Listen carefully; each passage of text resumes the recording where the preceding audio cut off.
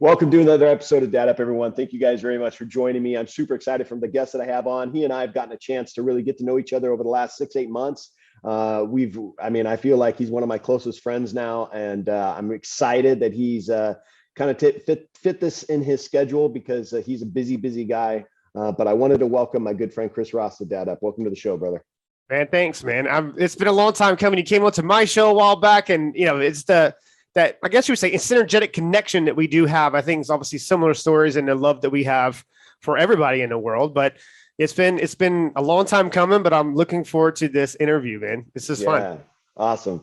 Well, I have been too. I've been really excited about it, and I know you're doing a lot of great things, but let's kind of dive right in because I want my listeners, my viewers to know who you are. If they don't know who you are, kind of your backstory, how you grew up, all that kind of stuff, and then kind of feeding into what you're doing today. And then also, obviously, this is a dad podcast, so a little bit about your family as well. Right. I appreciate the opportunity. I'm from Charleston, South Carolina, born and raised. Grew up with really good family, really strong parents, really strong grandparents, lived right next door to them. We can get into that. And obviously ways that they trained me, you know what I mean? And showed me the right ways of being actually a great person and a great father coming up. But, started off there. My older sister was born handicapped. She unfortunately passed away when I was 16. It was something that I had to deal with later on in life. And we can get that obviously with the side of going into with my daughter. But went to the military like yourself, went to the military, served for 5 years, got out the military, went to college. And then after that, I took off my career. I've always has excelled in my career. I've done some amazing things with some astounding individuals. Back when Facebook bought Instagram, amazing opportunity came up on my plate. I was in admission sales education. And when I was speaking on stage and working with some of the guys that people that probably would know, really big names in the internet marketing space, before they're internet marketers, they were buying leads for trade schools. And that's when Facebook bought Instagram and everything took off. Well, that's what led me into entrepreneurship. And I was really glad that I took that opportunity.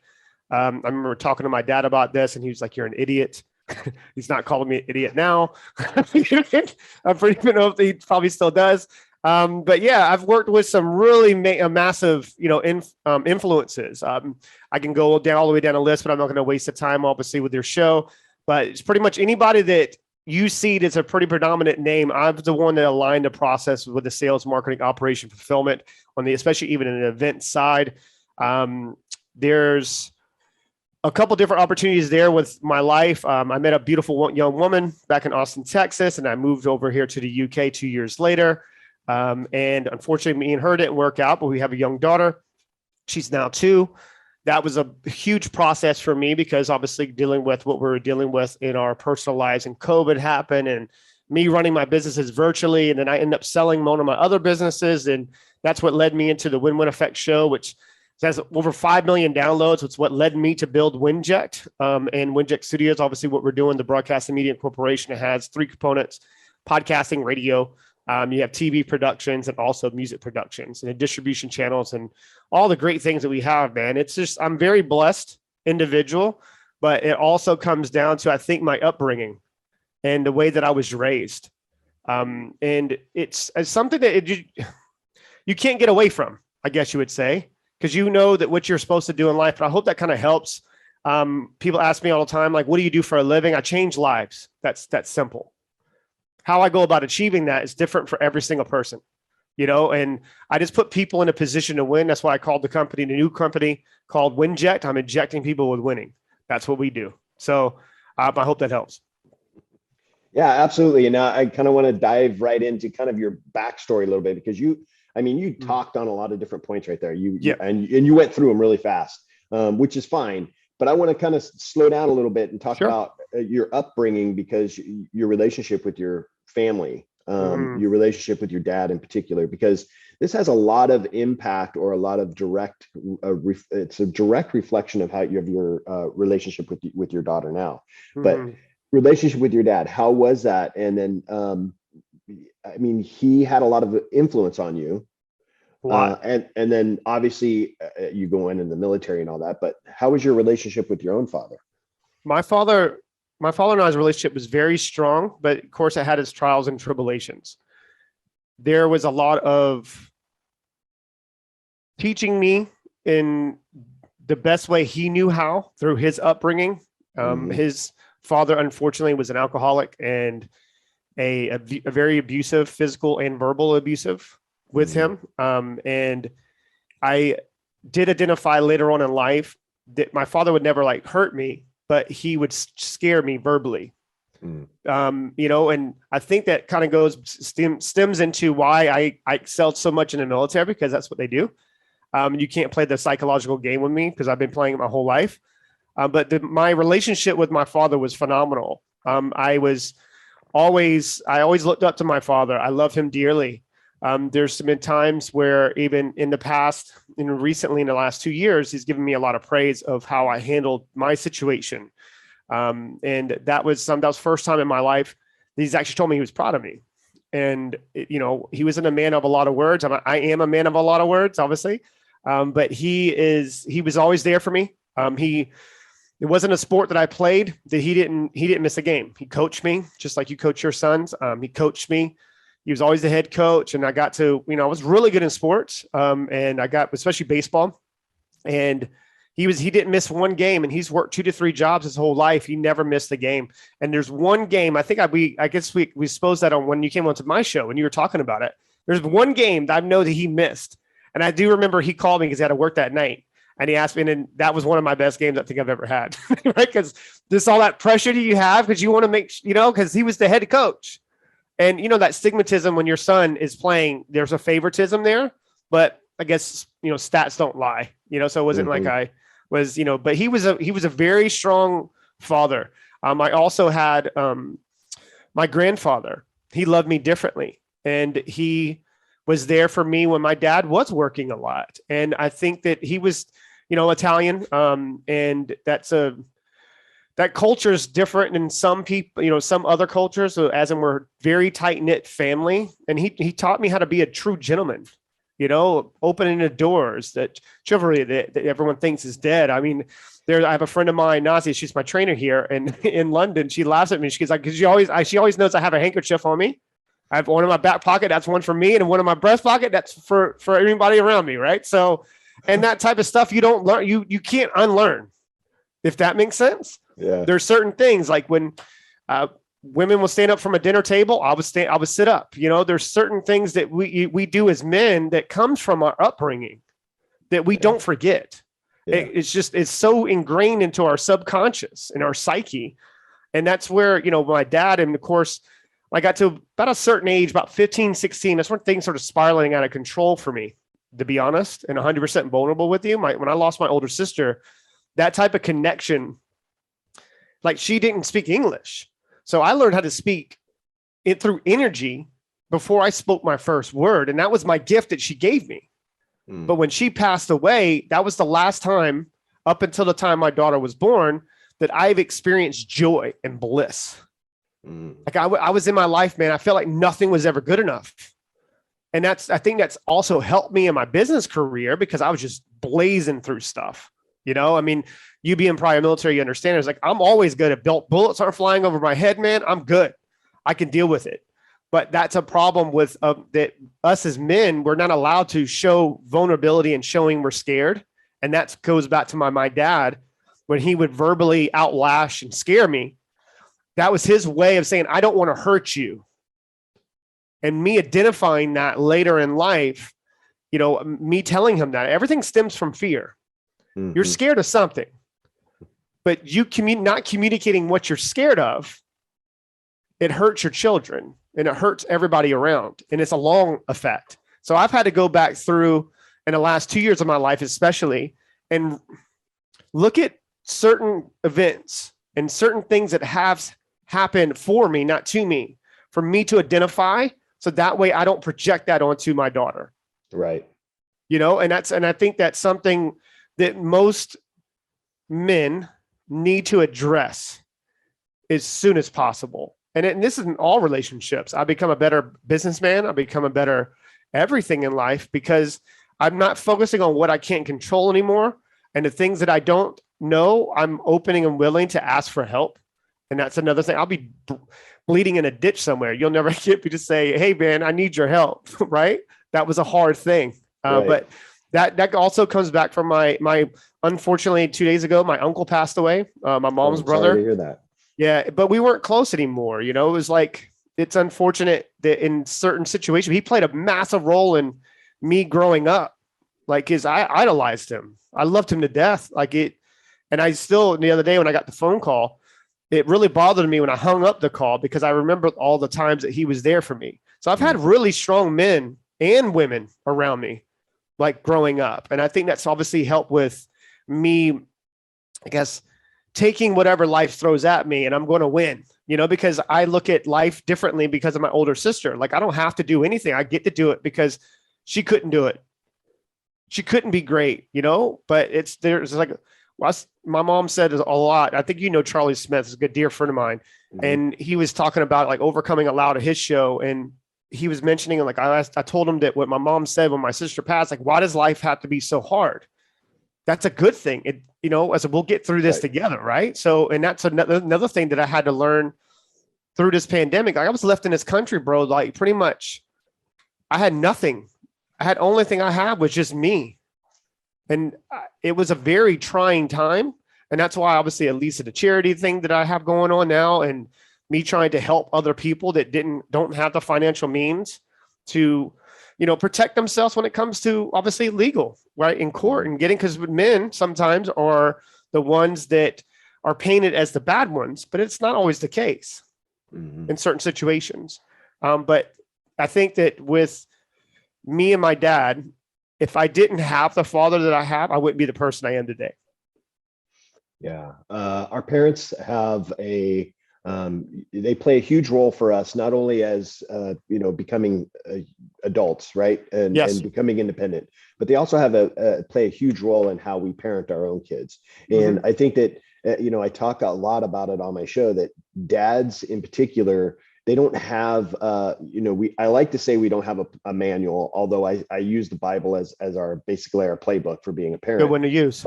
But we also have our experiences that we went through, right, as a child ourselves, right, and then also the influences around us as children when we were a child. The influences around us, like you mentioned, your dad and your uncle and your grandfather. So those are the lessons that we've learned on how to be a parent. And you can take what you want from it. But the good, bad, and the ugly, you could take it all and kind of mold it into your own parenting style. And I encourage dads to do that. There are some things that you're going to learn from your parents that, you know what, that's not the right way to parent. And I didn't agree with that. I'm going to throw that away and I'm going to try something different. And then there's some things like you talked about with your dad that, hey, the way that he was with me, I know that I can be this certain way with my own kid and even in my own business, right? As an So there are some important lessons that your father taught you there. And now kind of diving into who you are as a dad today, you've gone through some things over the last couple of years. Obviously, let's put the pandemic aside. I know that was just a whole nother hurdle, but you've gone through some things. Let's talk about it because your daughter's young. You're a brand new dad. Your daughter's young and I'm going to let him get into the story, but you know, he's starting to build this new relationship with his daughter and, you know, she's a couple of years old. Right. So it's something that's tough for you. I understand, but I want you to kind of talk about it a little bit. Yeah. And I mean, there's certain things that I can talk about, certain things I can't, but I will, obviously I can speak on the things that, you know, the good side. Right. But recently it was 787 days that I haven't seen my daughter and I was able to finally see her. And, so awesome. That's so awesome, man. And I'm telling you, man, I felt every single one of those. And granted, you know, of course, virtually we get pictures and videos and stuff like that, but that's not the same. But she was crying in a hallway and it was the first time that I was able to see her. And I went and instantly picked her up and she melted into my arms. So people there were like, they've been doing this for 30 something years. And they're like, they've never experienced like, wow, the connection between you two was just unbreakable. Like she knew who her father was. Like she gave me this look like, where have you been? And I thought I would be emotional, Bryan. You know what I mean? I really thought I would be. I wasn't. I was just 100% present with her. It was like time stopped for a second. And, you know, for that, you know, 2 hours, it stopped. Freeze right there. Right. What was that moment like? I mean, you're talking about like time stop, but what's the feeling you're having in your heart right then? Because you're saying you didn't get emotional. I don't know how you didn't. I don't. I think because I was selfishly enough knowing that me showing that emotion to her I was going to project that onto her. Right. So even I discovered this also. I was talking to my dad about this. He was like, you don't realize how great of a father you already are. Like, you are conscious of your energy and projecting that emotion over to her, but you sacrificed yourself for a moment because you knew that it would hurt her in a way. You didn't want that experience to hurt her. And because I believe no matter what's happened and transpired, she'll never hear this version, right, of, what I had to go through to get to her. But I'm just going to make up for the time. And that's what I did at that moment. Like, what I felt was the first time in my life, and I've done some pretty cool stuff. This is the first time in my life I actually felt where I actualized, like fully in that moment. Like, I felt just at peace. I was just calm. Like, I was just taking it. She's so smart. And we're doing like building like little sandcastles, and we're doing a bunch of different things. And I was picking her up and put her on the slides, and she was sliding on the slide, and she was talking about it's like pretty much like she was catching me up on all the stuff that she learned for 2 years. That's what it was like. It wasn't like, it was no forced time, and people there were obviously observing, and they were just like blown away by this. So like, holy crap. And it was, it hit me afterwards, of course.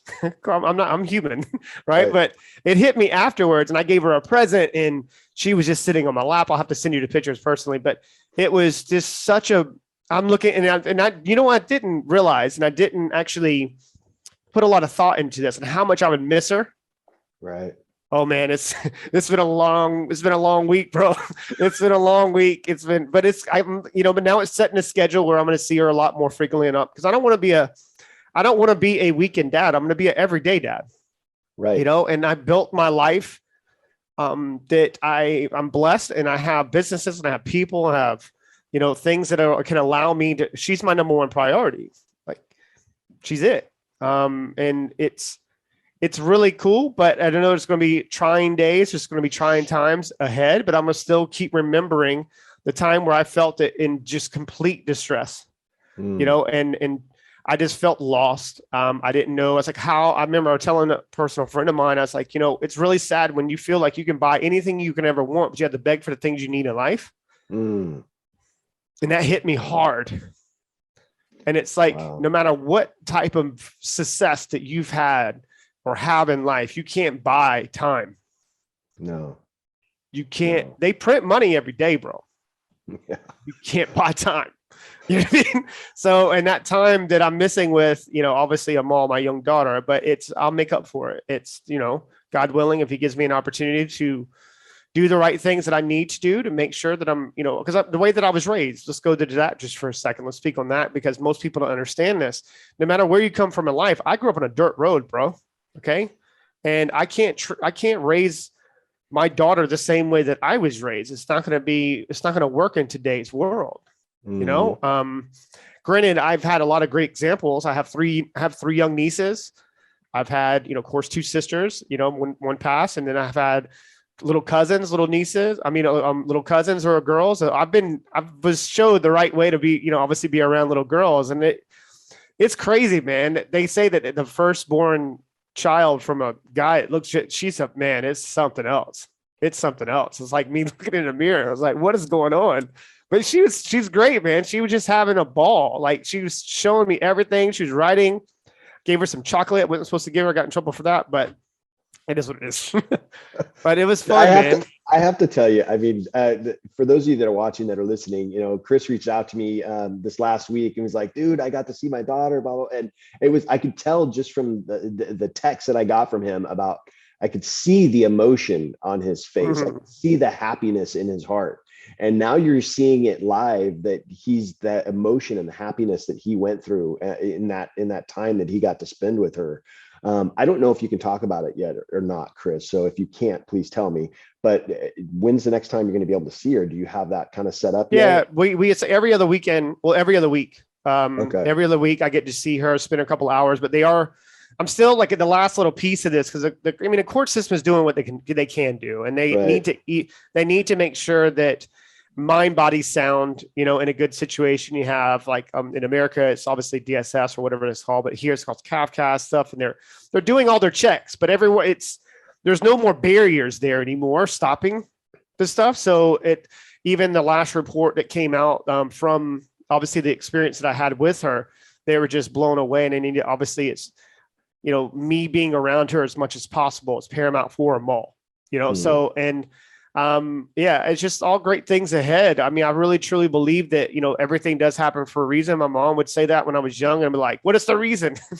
You know what I mean? And now it's different. Like, I understand, I know what I'm here to do. And I know how much she needs me. And just like any other child, it could be whatever, they need their parents, and they need a strong upbringing. And they, just like, no matter what's happened with my ex, she's the mother of my child. I'm going to love her from a distance, but I'll love her whatever, because of what she represents in my child's life, our child's life. And it's difficult sometimes. And I'm speaking to those who went through a divorce, or I'm speaking to those right now that are going through a tough time. As long as you know who you are, you can withstand anything. Just don't conform. Don't allow them to play you as a slave and to play you as a puppet in their game. If I have to be the villain in someone's story for me to be the hero in my daughter's life, I'm willing to take that sacrifice. And that's strength that my internal dialogue has become unpenetratable. Good luck, because I know who I am. Right. I know what I'm here to do. I'm not going to allow other people's opinions of me, or other people's opinions of the situation, but they don't know the full story. But it's not my job to explain it to you. Right. I've already explained it to the judge. They're good with it. So, you know what I mean? And that's the only person that I needed to explain it to. And because especially as I wouldn't call myself a public figure, but obviously me being known, internationally, pretty, obviously with some major people, they've always asked me questions. I'm extremely private person. Like, no one will ever see a picture of my daughter pretty much online, I made a decision a long time ago that I would be, in my roles and obviously doing what I do for a living, but she didn't choose that. Right. So it's like, that private part of me, I need to make sure that I'm protecting her. And then again, goes back to being a father, it's all about, I'm never like, I thought about a lot about this. My job as the teacher is that she never has to diminish the greatest parts of her for someone else's ego, as in, like, I guess, especially being a woman in today's world and growing up. And I've always been big on female, like, empowerment. Some of my greatest friends are in those types of situations. And, by the time she gets of age, I'm knocking that female off that entrepreneur. Like, if she chooses to do that, like, I'm not going to, obviously, because you see some parents out there that they project what their dreams are on their children because they couldn't fulfill it themselves. Oh man. And I don't want to give her that type of burden, but I'm conscious of all this. I mean, there was the 2 years that I wasn't allowed to see her, obviously through systems, and the pandemic is a whole other monster of delaying stuff. But I took a lot of courses. I was humble enough to reach out to some, pretty predominant individuals. The conscious parent, Dr. Stephanie, she was great for me.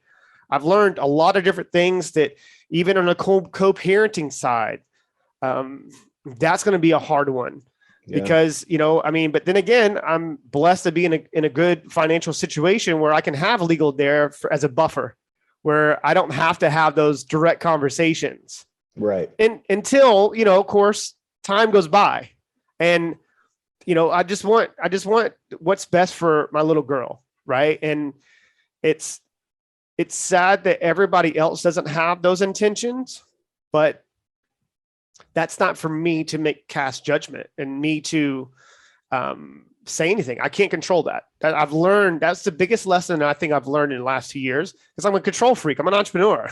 Let's be real. I'm a freaking control freak. Like, if it's not done under my expectation, you're fired. So it's like, I'm a control freak. I know this about myself, but if I can't control it, I just leave it to God.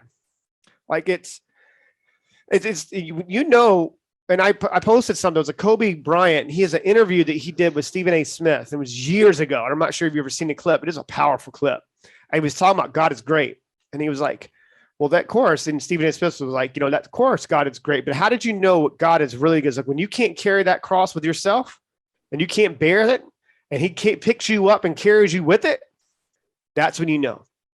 Mm-hmm. And that's how I felt during this time. If I didn't have my relationship with God, it would have hurt, I don't think I would have came out the way that it came out, and it's, I'm just looking forward to like all those moments that I never, like the time that she was born, I was the first time I cried of joy in a very, since my sister passed away. And that type of connection was something that I was always yearning for and craving in life. Mm-hmm. But it's such a pure connection. I'm sure you have it with your children. That's because every connection is different though. Right. But that connection that we had, and I felt it was just it was undeniable that, mm-hmm.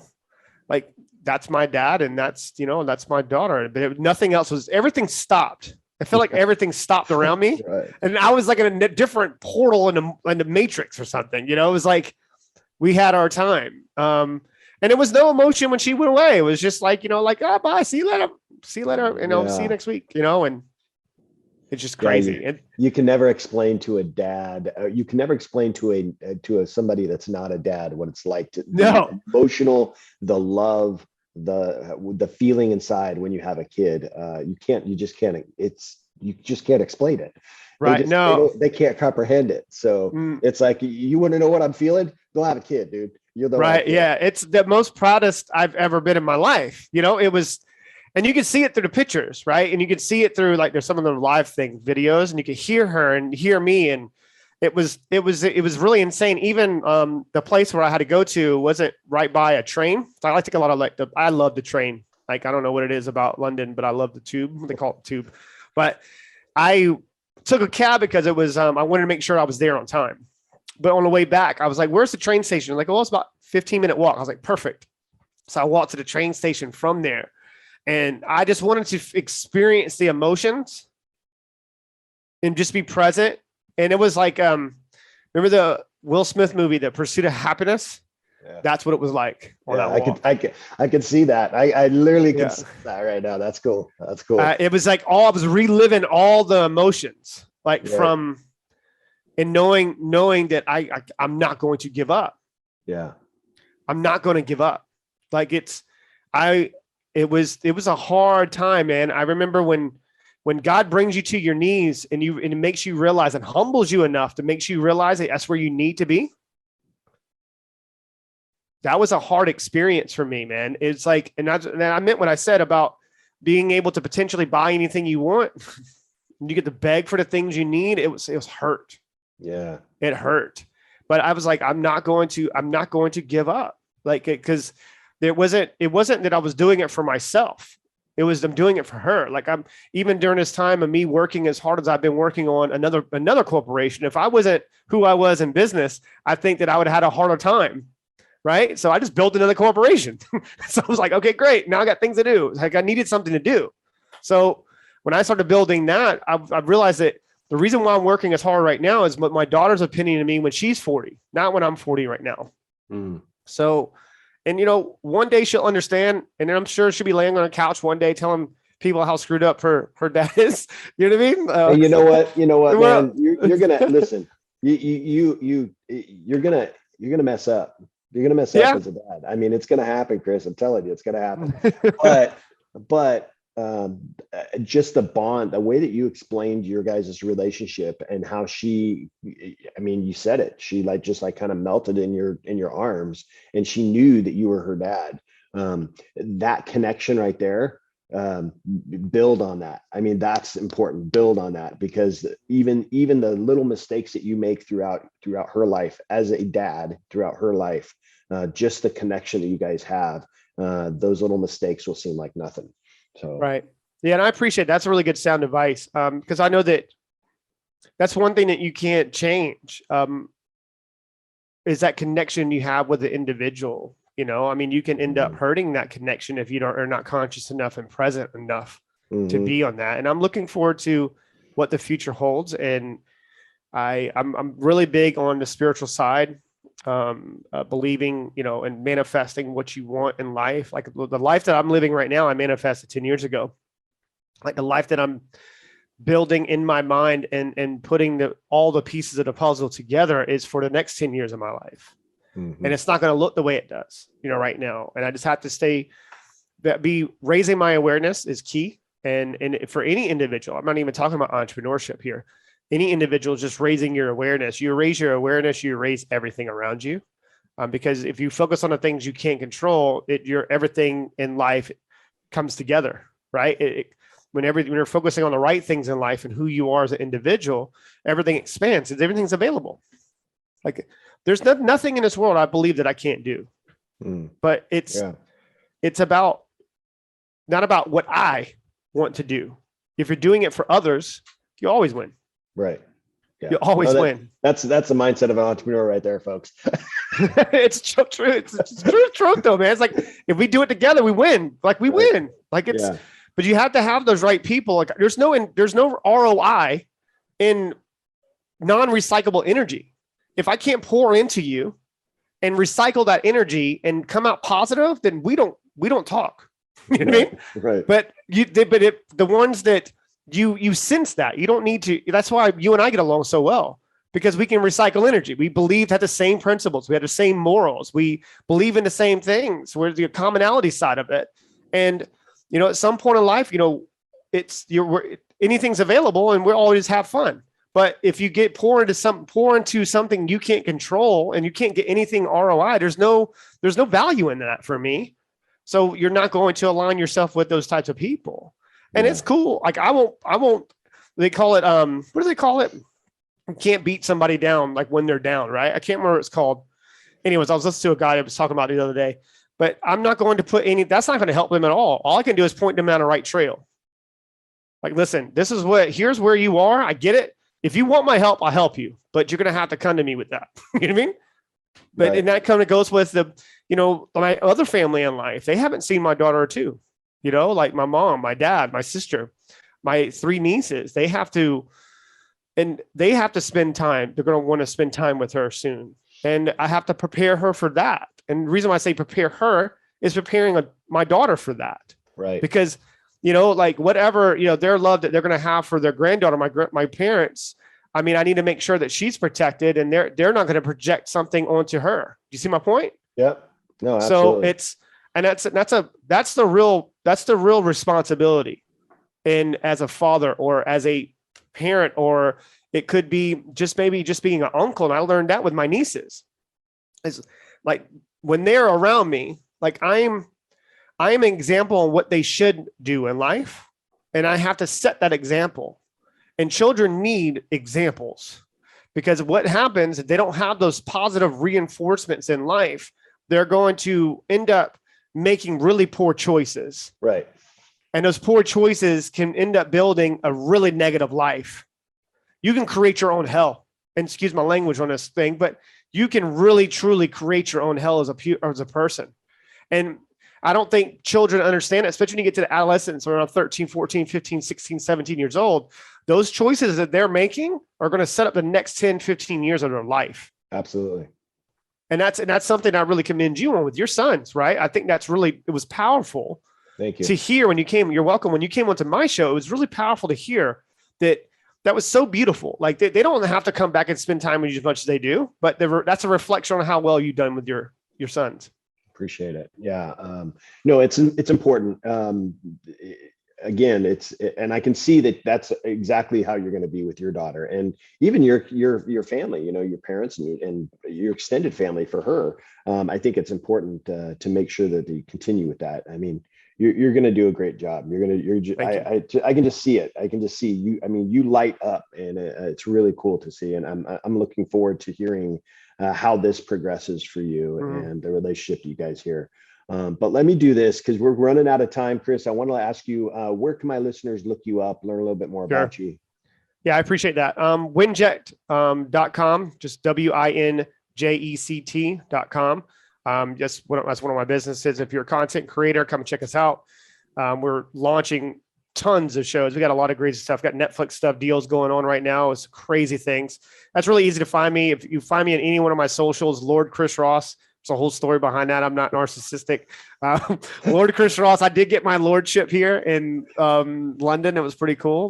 But yeah, another story. But that's one cool way. Or we do have a texting community. Join our text community if you're in the US or Canada, 843-396-2104. I'll say again, 843-396-2104. And one of our team members will get back to you and we'll go from there. But reach out to me, anything you need. Awesome.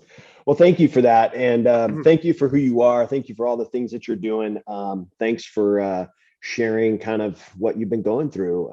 I know it's been tough for you, but I'm proud of how you've pulled through and you're fighting through this the way that you're supposed to. Yes. I say the way that you're supposed to, because there's a whole different other side of you that could come out and that shouldn't, right? So that just the way that you're supposed to. And I appreciate not only the fact that you're a veteran like me, so thank you for your service, but I appreciate importantly, I appreciate our friendship. I really do. I look forward I look forward to continuing our friendship and watching you grow and develop, brother. So thank you very much for being on the show. Man, I'm honored. Truly honored. Thank you so much again. And just to mirror your words, my friendship with you is the most important thing. So anything you ever need from me, it's kind of like one of those things, you just sense it. Right. So, but I appreciate it. Thank you again. Finally having me on the show. Right. Bring me back for two. I'll bring you back for, episode 2 of this one day when I, obviously have them all alive. We'll have fun. Yeah. Oh yeah. Absolutely. Right. Thank you guys very much for joining me and Chris on another episode of Dad Up. Look forward to, make sure you guys check out what he's doing. Go to his websites, go to his Instagram. I mean, you see all the things that he's doing. I mean, the guy's phenomenal. But make sure you guys reach out to him. Let him know what you thought. Let him know your thoughts on what he's going through. I'm sure he would love to hear it. Make sure you guys are subscribing to this show. Everywhere you can get my show on all the platforms, whether it's listening or through my YouTube. Make sure you guys are subscribing, and then leave us a rating and review. Let me know what you thought of the episode. I always like to hear what everybody thinks. I always respond to people, so you can reach out to me at any time. But I look forward to seeing you all in the next episode. Thanks so much for listening to the episode. Make sure you guys subscribe to my podcast and YouTube channel. And please do me a favor, leave a rating and a review. Would love to hear from you and see what you think of the show. Stay tuned for more exciting episodes each week. Until next time, thank you for listening to the Dad Up Podcast.